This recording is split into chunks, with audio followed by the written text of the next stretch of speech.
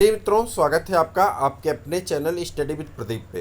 प्यारे मित्रों, आपको बताते चलें कि सुपर टीईटी के लिए हम लोग लगातार अपनी क्लासेस को आगे बढ़ा रहे हैं। आज सुपर टीईटी की जो क्लास है उसमें आज हम लोग डिस्कस करने वाले हैं पर्वत नामक टॉपिक को। आपके सिलेबस में पर्वत टॉपिक जो है वो इंक्लूडेड है और ये इंक्लूडेड टॉपिक आपकी परीक्षा की दृष्टि से अत्यंत महत्वपूर्ण है। यहाँ से कई बार ऐसे दे के पूछ लिया जाता है कि निम्नलिखित पर्वत किस प्रकार का पर्वत है। ठीक है, यह पर्वत किस महाद्वीप में पाया जाता है, यह किस देश की सबसे ऊंची चोटी है। इस तरह के प्रश्न आपके एग्जाम में देखने को मिलते हैं और पूछे भी जाते हैं। तो एक महत्वपूर्ण श्रृंखला के रूप में हम लोग इसे डिस्कस करेंगे और इसका पीडीएफ आपको दो जगह से प्राप्त हो जाएगा। एक तो आपके इस नंबर से प्राप्त हो जाएगा व्हाट्सएप से, और दूसरा आप टेलीग्राम पे वीडियो और प्लेलिस्ट को भी पा जाएंगे। वहाँ पे आपको ये पीडीएफ और वीडियो दोनों भी आपको टेलीग्राम पे मिल जाएंगे। स्टडी विद प्रदीप नाम से टेलीग्राम में आप वहाँ चले जाएंगे, मिल जाएगा। बात कर रहे थे यहाँ पे उत्पत्ति के आधार पर पर्वत चार प्रकार के। देखिए, पर्वत क्या होता है, पठार क्या होता है और मैदान क्या होता है, आप सब लोग जानते हैं। मैदानी भाग उसे कहते हैं। बहुत एकदम मैं ये कहें कि हम लोग क्लास 5 तक के स्तर का अगर पढ़ें तो मैदानी भाग उन हिस्सों को कहते हैं जहाँ पे मैदान पाए जाते हैं। पठारी भाग उनको कहते हैं जहाँ पे चट्टान पाई जाती हैं, और अगर पर्वतीय भाग कहें तो ऊंचे ऊंचे पठारी भाग को पर्वत कहते हैं। ये मतलब एक थर्ड फोर्थ वाले स्टैंडर्ड की अगर हम बात करें, उस स्टैंडर्ड के लेवल की हम बात कर रहे हैं आपसे। अब यहाँ पर आइए, जो हम लोगों की परीक्षा की दृष्टि से महत्वपूर्ण है उस टॉपिक पे ज़्यादा फोकस करेंगे और उस पर चलेंगे। कह रहा उत्पत्ति के आधार पे, यानी अगर उत्पत्ति के बेसिस पे बात करें तो पर्वत कितने प्रकार के होते हैं। माउंटेन चार टाइप के होते हैं, यानी चार प्रकार के होते हैं।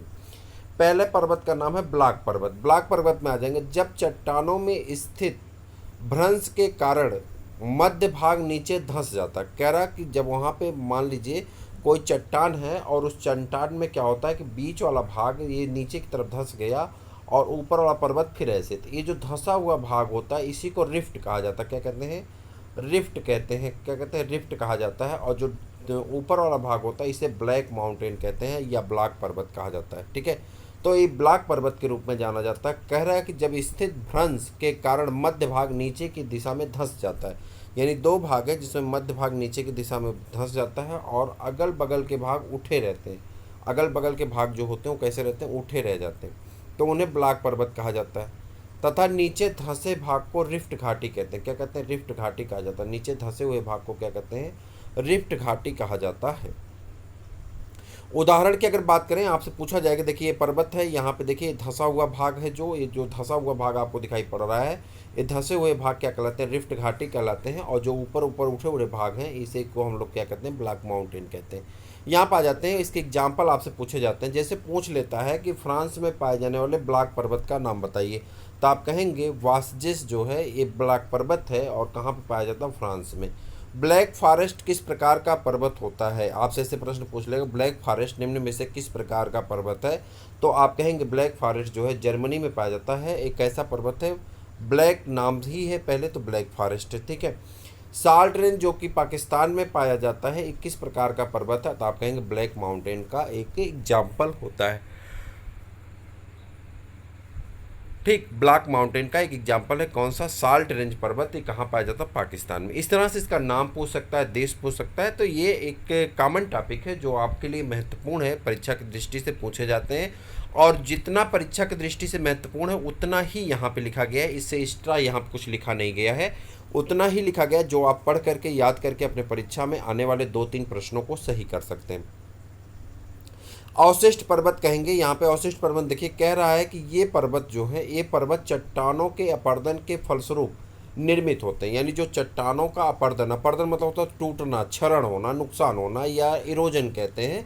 तो चट्टानों के इरोजन के फलस्वरूप यानी टूटने के फलस्वरूप क्या होते हैं? इसका निर्मित होता अवशिष्ट, रिजिडुअल, जो बचा हुआ अवशेष रह जाता है उसी की बात कर रहे हैं। इसके अंतर्गत आते हैं आपके जो है, पूछ लेता है कि विंध्याचल और सतपुड़ा के पर्वत किस प्रकार के पर्वत है, तो आप कहेंगे अवशिष्ट पर्वत के उदाहरण है। कैसे पर्वत के उदाहरण है? अवशिष्ट पर्वत के उदाहरण। जैसे पूछ ले नीलगिरी पर्वत या आपका पारसनाथ पहाड़ी, राजमहल की पहाड़ी जो है भारत के हैं ये सब। सियरा स्पेन का है, और गैसा और बूटे जो है अमेरिका का ये पर्वत है। ये सभी पर्वत किस प्रकार के चट्टानों के रूप में बने पाए जाते हैं या कैसे हैं, कौन से पर्वत कहे जाते हैं? तो आप कहेंगे इन्हें अवशिष्ट पर्वत या रेजिडुअल माउंटेन के रूप में जाना जाता है, जिसमें सबसे ज़्यादा पूछा जाता है आपका विंध्याचल एवं सतपुड़ा का पर्वत। तो आप इसे बता देंगे, विंध्याचल और सतपुड़ा का पर्वत है। उसके बाद अगर दूसरे नंबर पर आप देखेंगे तो यहाँ पर राजमहल की पहाड़ियाँ हैं, आपका जो है ये भी परीक्षा की दृष्टि से महत्वपूर्ण है। तो ये परीक्षा में पूछे जाने वाले प्रश्न है जिसे आप आसानी से याद करके बता सकते हैं और पढ़ सकते हैं। ये देखिए आपका रेजिडुअल है और यहाँ से अवशेष के रूप में बने हुए ये हिस्से होते हैं। तीसरा पर्वत जो होता है उसे हम लोग कहते हैं संचित पर्वत, यानी एक्युमुलेटेड माउंटेन है। भूपटल पर मिट्टी, बालू, कंकड़, पत्थर, लावा के एक स्थान पर जमा होते रहने के कारण बनने वाला पत्थर। कह रहा है कि कोई भी भूपटल है यानी मिट्टी का हिस्सा है, जब मान लेते कहीं पे मैदानी भाग है, उस मैदानी भाग पर मिट्टी के पट जाने से, बालू का टीला बन जाने से, या कंकड़ पत्थर के इकट्ठा हो जाने से, या लावा का मैग्मा जम जाने से बनने वाले पर्वत को हम लोग क्या कहते हैं, इस पर्वत को हम लोग कहते हैं संचित पर्वत।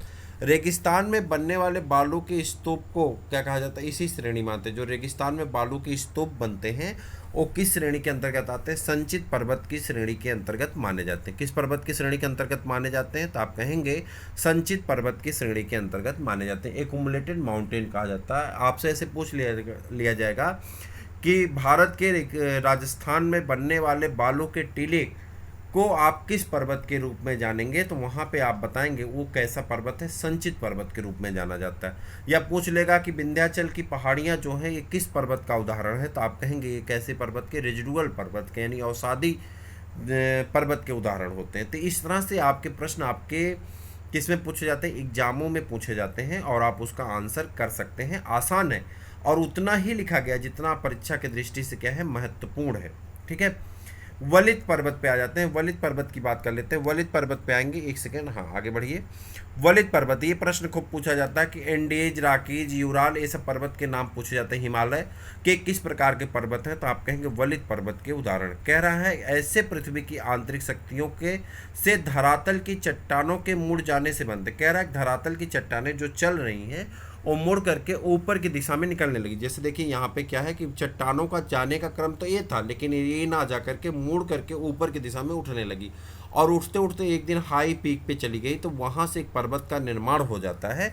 ऐसे पर्वत को हम लोग कैसे पर्वत कहते हैं, ऐसे पर्वत को वलित पर्वत कहा जाता है।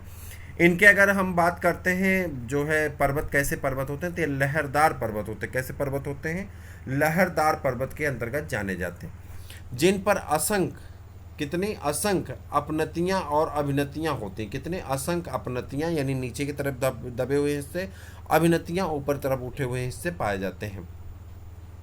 यहाँ पाए जाते हैं असंख्य अपनतियां तथा अभिनतियां होती हैं। कह रहा हिमालय, यूराल, राकीज, एंडीज, ये सभी किसके उदाहरण हैं, वलित पर्वत के उदाहरण होते हैं। एक ऑप्शन दे देगा और पूछ लेगा कि कौन से पर्वत है, तो आप कहेंगे हिमालय, राकीज और यूराल और एंडीज, ये जो पर्वत हैं ये सब वलित पर्वत के उदाहरण। मान लेते हैं पूछ लिया कि हिमालय किस प्रकार के पर्वत का उदाहरण है, तो आप वहाँ पे एकदम निश्चिंत होकर के आंसर कर सकते हैं कि हिमालय जो है वो आपका वलित पर्वत का उदाहरण है और आपको 1 नंबर यहाँ से बेनिफिट के रूप में मिल जाते हैं और आपका सिलेक्शन भी पक्का हो जाता है।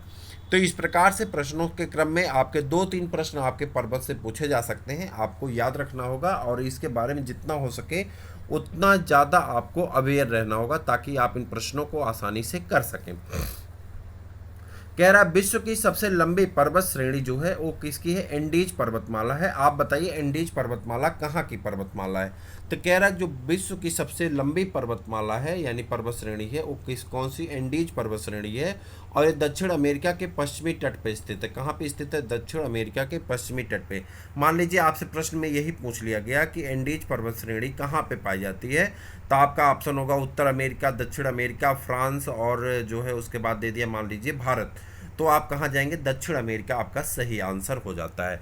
कई बार आपको उत्तर अमेरिका, दक्षिण अमेरिका करके आपको फंसाया जा सकता है, या भारत में अगर पर्वत पढ़ेंगे तो आपको दे दिया जाएगा कि दक्षिणी भारत के पर्वत हैं या उत्तरी भारत के पर्वत हैं या पठारी भारत के पर्वत हैं, तो वो आपको फंसाया जाता है।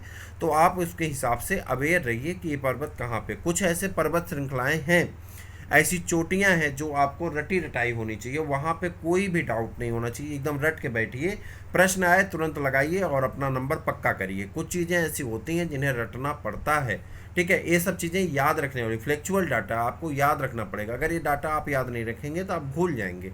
मेरी बात शायद आप अच्छी तरह से समझ पा रहे होंगे। मैं अपनी वीडियो में ज़्यादा बात नहीं करता, मेरी पूरी कोशिश होती है कि मैं कम समय में आपको ज़्यादा चीज़ें दे सकूं। इसीलिए मैं आपसे कहता हूं कि वीडियो को आप चैनल को सब्सक्राइब कर लीजिए, वीडियो को लाइक जरूर किया करिए। जब आप लाइक करेंगे तो हम ही समझ जाते हैं कि आपको ये चीज़ें पसंद आ रही हैं और आपके लिए और बेहतर कार्य करना है। लेकिन अगर आप उसे लाइक नहीं करते तो थोड़ा सा होता है चलो जाने दो, कोई पसंद तो कर नहीं रहा है, तो इस काम को संशोधित किया जाए। तो कई बार आपने देखा होगा कि कोई वीडियो की श्रृंखला स्टार्ट होती है, लेकिन आप लोगों का उसमें इन्वॉल्वमेंट कम होने से उन्हें कुछ दिनों के बाद बंद कर दिया जाता है। तो ऐसा आप ना करें। हम आपसे वादा किए हैं हर एक टॉपिक आपको इसका नोट्स के साथ हम आपको प्रोवाइड करा देंगे। जीएस का पूरा पोर्शन, करंट अफेयर्स के पूरे पोर्शन को, और साथ में आपका जो जितने भी पोर्शन है मैथ छोड़ करके सारे पोर्शन आपको करवा दिए जाएंगे। ठीक है, चलिए। कह रहा है विश्व की सबसे ऊंची चोटी जो है उस चोटी का नाम है माउंट एवरेस्ट। कहाँ पे पाई जाती है? 8,850 मीटर नेपाल में पाई जाती है। ठीक है, इसकी ऊंचाई है। अफ्रीका महाद्वीप का सर्वोच्च शिखर जो माउंट किलिमंजारो है, अफ्रीका महाद्वीप का जो सबसे ऊंचा शिखर है यानी चोटी है, उस चोटी का नाम क्या है? Mount Kilimanjaro. कहाँ चला गया? माउंट किलिमंजारो है। कहाँ पे पाया जाता है? ये देखिए, एक मिनट। अफ्रीका महाद्वीप का, यहाँ पे आ जाएंगे, अफ्रीका महाद्वीप का सर्वोच्च शिखर माउंट किलिमंजारो कितना है? 5,895 मीटर है। तंजानिया में अवस्थित है। कहाँ पाया जाता है? तंजानिया में अवस्थित है। कौन सा? अफ्रीका महाद्वीप का सर्वोच्च शिखर। नाम क्या है? किलिमंजारो। और कहाँ पे है? तंजानिया नामक स्थान पे स्थित है। ठीक है, आगे बढ़ जाएंगे। अगला प्रश्न है आपका बलित पर्वत। बलित पर्वत के निर्माण में आधुनिक सिद्धांत प्लेट टेक्टोनिक की संकल्पना आधारित है। किसकी? प्लेट टेक्टोनिक की संकल्पना यहाँ पे आधारित है। भारत का अरावली पर्वत, भारत का जो अरावली पर्वत है, एक सेकेंड, भारत का अरावली पर्वत विश्व के सबसे पुराने बलित पर्वतों में गिना जाता है। इसकी ऊंची चोटी माउंट आबू के निकट गुरु शिखर है, जिसकी समुद्र तल से ऊंचाई कितनी होती? 1722 मीटर होती। कितना? 1722 मीटर होती है समुद्र तल से इसकी ऊंचाई। ठीक, चलिए। सभी महाद्वीप और उसके पर्वत जो हैं, अगर यहाँ पूछा अफ्रीका महाद्वीप के सर्वे जो पर्वत है वो कौन है, तो आप कहेंगे माउंट किलिमंजारो। कहाँ पे है? तंजानिया में। अभी ऊपर बात हो रही थी अफ्रीका महाद्वीप का माउंट किलिमंजारो। और ये कितनी ऊंचाई इसकी? 5,895, यानी आप सीधे सीधे कह दीजिए 5,900 वर्ग मीटर ऊंचा है। कितना? 5,900 मीटर ऊंचा है, लगभग 6 किलोमीटर मान के चलिए। अंटार्कटिका महाद्वीप की अगर बात करते हैं तो यहाँ पे विंसन मासिफ पर्वत का नाम क्या है? विंसन मासिफ पर्वत का नाम है, अंटार्कटिका में है और 5,140 मीटर ऊंचा है। एशिया में माउंट एवरेस्ट है और माउंट एवरेस्ट की ऊंचाई सभी पर्वतों में सबसे ऊंची है, 8,850। सबसे ऊंची, विश्व की सबसे ऊंची चोटी है माउंट एवरेस्ट। कितना है? 8,850। ऑस्ट्रेलिया की अगर बात करते हैं तो ऑस्ट्रेलिया में देखिए ट्रा ऐसे बनता है, वो गलत मात्रा लग गई है। तो ऑस्ट्रेलिया में अगर आ जाएंगे तो ऑस्ट्रेलिया में है माउंट कोएस्क्यू। ठीक है, माउंट कोएस्क्यू है। माउंट कोएस्क्यू जो है एक कितना है? 2,228 मीटर ऊंचा है। यूरोप में आ जाते हैं माउंट एल्ब्रुस। कौन है? माउंट एल्ब्रुस है। आप कहाँ पे? यूरोप में माउंट एल्ब्रुस है, 5,642। कितना है? 5,642। और उसके बाद उत्तरी अमेरिका में है, उत्तरी अमेरिका में कितना? Mount McKinley. कौन है? माउंट मैकिनले है, 6,194। कितना है? 6,194 है। और उसके बाद बात करते हैं यहाँ पे, तो अगर आ जाए दक्षिण अमेरिका में कौन है? ओजस डेल सलाडो। ये गलत हो गया है, कौन नाम है? ओजस डेल सलाडो। कौन है? ओजस डेल सलाडो। और ओजस डेल सलाडो कितना होता है? 7,084। कितना है? 7,084। ये ओजस है, आप अपना नोट्स में सही कर लीजिएगा। ओजस डेल सलाडो, जो नोट्स आप राइट कर रहे हैं उसमें आप सही कर लीजिए, ओजस डेल सलाडो। ठीक है, चलिए।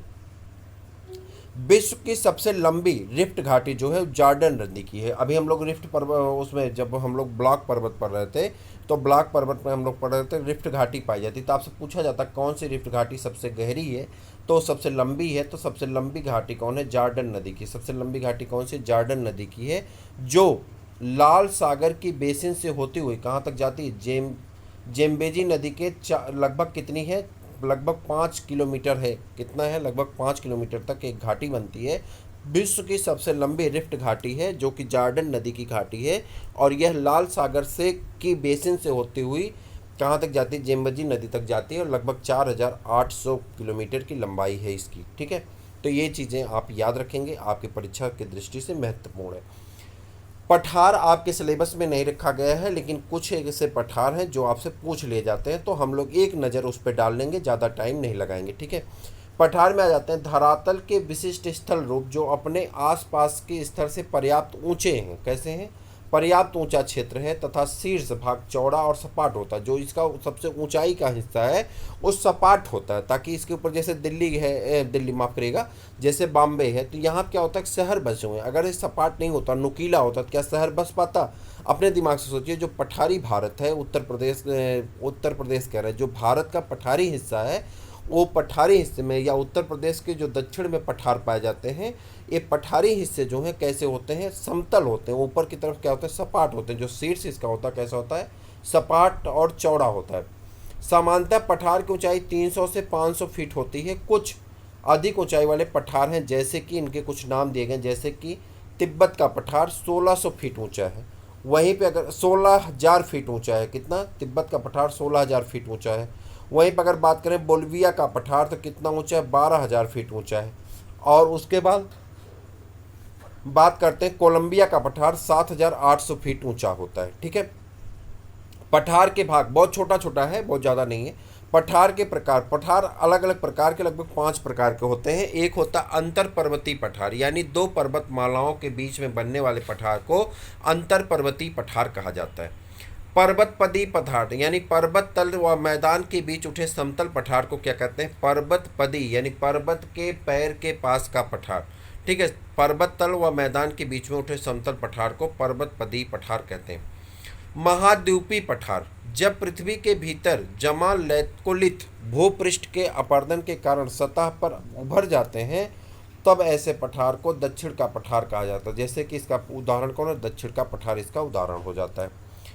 तटीय पठार, समुद्र के तटीय भाग में स्थित पठार। ऐसा पठार जो समुद्र के तटीय भाग में स्थित होता है उसे हम क्या कहते हैं? तटीय पठार कहते हैं।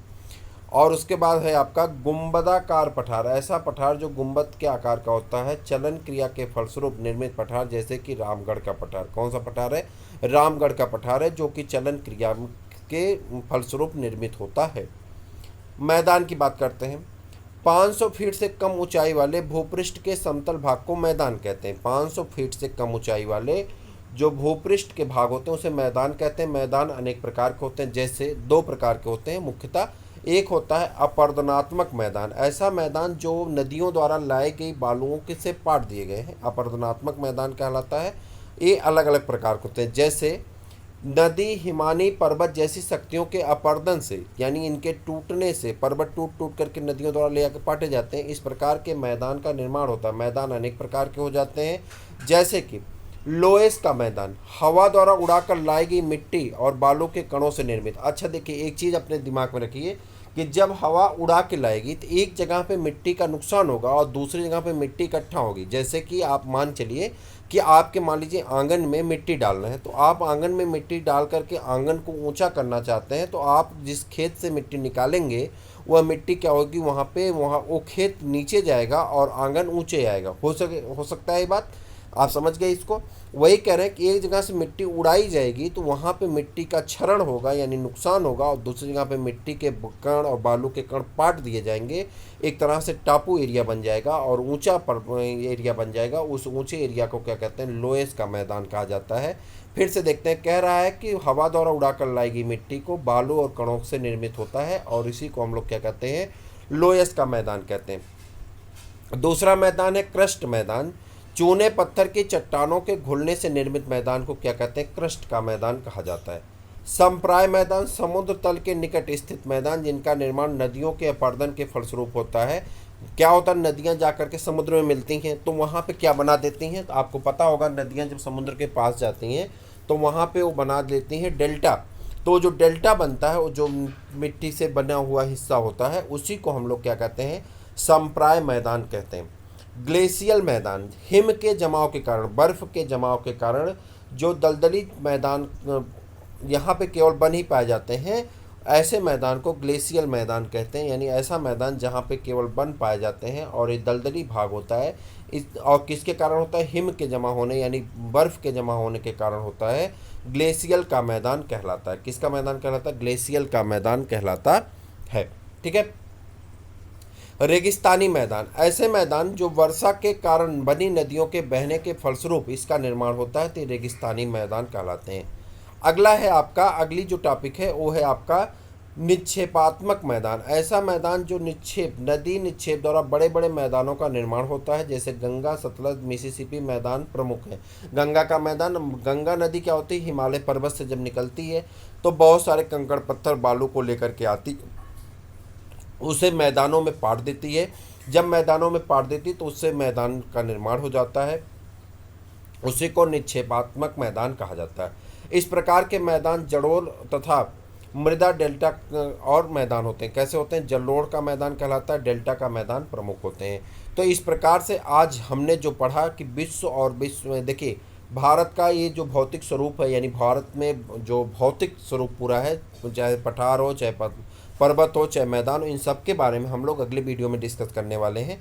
आज के लिए इतना ही। और इसमें हमने आपसे बताया कि कौन कौन से पर्वत होते हैं, इन पर्वत के उदाहरण कौन से, यहाँ से प्रश्न पूछा जाता है सीधे सीधे आपके एग्जाम में। 2 प्रश्न का आपका तैयार यहाँ से हो जाएगा।